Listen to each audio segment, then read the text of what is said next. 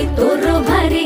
दिसते भारी गणपतीची स्वारी अन आला धादिस मामाच्या घरी मालवण चिपळूण सावंतवाडी माझ्या कोकण गावांचो दिमाग भारी दिसते भारी गणपतीची स्वारी माझ्या कोकणा वाटे तुम्ही वलवा गाडी धमाधमान हाका गाडी माझ्या कोकणचो रस्तो नागमोडी कारी नाही